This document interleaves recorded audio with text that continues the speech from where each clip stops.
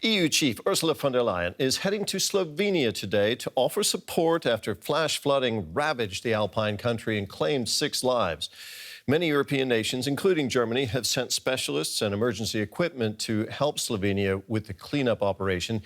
DW's Rosie Birchard travelled to the region of Carinthia to meet some of those hardest hit by what's been described as Slovenia's worst natural disaster ever. After the deluge, dirt, debris and sludge coat the Slovenian town of Črna na Koroškem. Local carpenter Benedikt Potočnik is trying to save what's left of his family home. Right now, we're living day to day. We don't know what's going to happen. I don't dare think about the future. We'll manage somehow.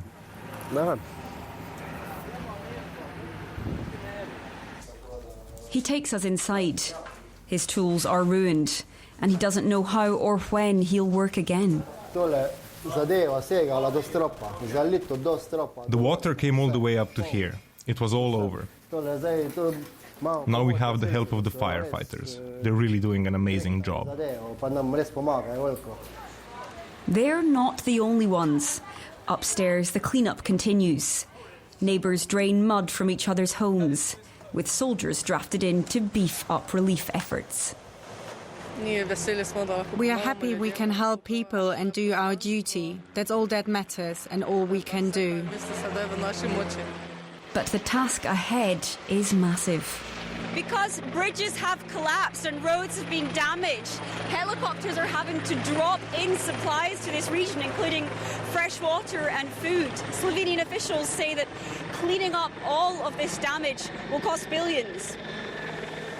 That's why this small country has called on other nations for help. Germany is sending prefabricated bridges, France has offered machinery, and Croatia is sending trucks. The President tells us that's a lifeline. I am happy that we are part of European Union, and in European Union there are a lot of funds. Slovenia cannot get it, we do not have enough money to repair all the damage. We are aware of that fact. We do have courageous people, hardworking people, and we hope on solidarity. I know that all the damages could not be and will not be repaid, but Slovenes are a stubborn nation, and we are used to start from scratch zero. With the sun shining over Črna, locals don't fear more flash floods for now. But authorities are still keeping watch, because up in the hills, the risk of landslides remains. A short while ago, I spoke with DW's Rosie Birchard, who filed that report. She gave me this update from the flood zone.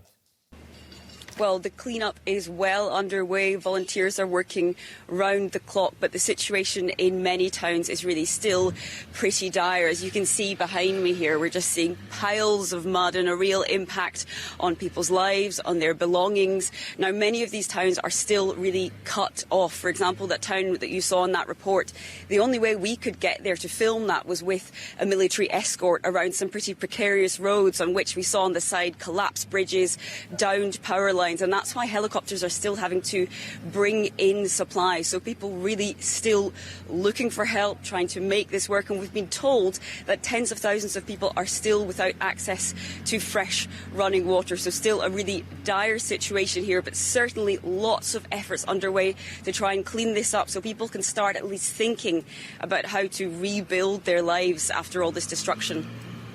We heard in your report how different European countries are promising quite a bit of aid to support Slovenia in its cleanup effort. What is the European Union promising, Rosie?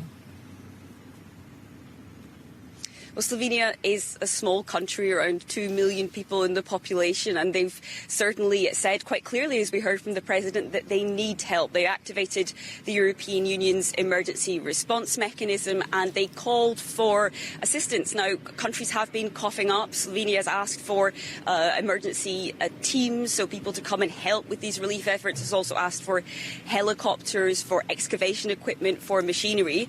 And we're expecting European Commission President von der Leyen here here in Slovenia today. She's likely to make more announcements of that kind of bilateral help coordinated by the European Union. And I think Slovenians will also be looking to hear some announcements of funding support. We're expecting von der Leyen to address the Slovenian Parliament as well as to visit some of those hardest hit regions and speak to the people that are most affected. And of course, for them, any support, any further support the European Union can offer, well, that simply can't come fast enough. Just briefly, Rosie, what is it that Slovenia needs most right now? Well, Terry, I want to say there's no shortage of goodwill or offers of help. We've seen people coming from across this country, from regions that are not as badly hit, to try and line up to volunteer with their spades, with bottles of fresh water. We saw one mayor telling us, almost moved to tears, that nobody asked for money, there were no questions asked. People were ready to help. But of course, all that goodwill creates a problem. There's not even the infrastructure really to match all these offers of volunteering with the needs that there actually are. So we know Slovenia is looking for more trained people on the ground. That's what they've asked the European Union for. And of course, there will be questions about the longer term reconstruction, because the impact on jobs with factories destroyed, that is something which has not yet been seen, and something people are, certainly that I've spoken to, very concerned about. They say they're just living day to day at the moment. Rosie, thank you very much for now. DW's Rosie Burchard there. Well, extreme weather is causing havoc across Europe at the moment. As we've just heard, Slovenia has been severely affected by intense flooding, as have its neighbours Croatia and Austria. But to the southwest, in Spain and Portugal, the problem is intense heat. In southern Portugal, firefighters battled several wildfires as residents were evacuated from their homes. Spain has also been battling wildfires as temperatures hit 44 degrees in some parts of the southern province of Andalusia. Well, joining me now is DW's Jan-Philipp Schultz, who is in Sevilla. Jan-Philipp, how's the situation where you are? We are really in the middle of an extreme heat wave here in Sevilla, and weather forecasts are predicting that it's still going to get worse. Temperatures of 46 degrees are predicted here for the end of the week. Either people are staying home all day, putting their air conditioning systems to maximum power, or they have fled the city already. I had a look at the garage of my apartment building in the morning, and I would say around 70% of the cars were not there. A lot of Spaniards have second homes for the summer. They're usually closer to the coast, where temperatures are usually a little bit more moderate. So a lot of people went there. But it also has to be said that it's not the worst place in Spain where I am right now here in Sevilla. In other towns, tap water has been cut for large parts of the day. Water trucks have to bring emergency water. And of course, there are also wildfires in Spain, and especially in neighboring Portugal. Thousands of people have had to be evacuated. How are authorities in Spain responding to this situation, Jan-Philipp? What's the government doing to help people cope with the extreme heat? The government is certainly not doing enough. We must not forget that thousands of people, especially elderly people, have died already this year. And in many clinics, old people's homes and schools, there is no air conditioning in all parts of the building. The government is trying to give some emergency help. I should say the governments, because also the regional governments are in charge here, not only the national government. They try to deliver water bottles, especially to people who have to be outside waiting for a bus, for example. And like I said before, there are water trucks going to towns that are in a state of emergency. And also, besides those short-term measures, there are political discussions, for example, about the sustainability of industrial farming, which is the major water consumer here in Spain, especially for products like avocados and mangoes.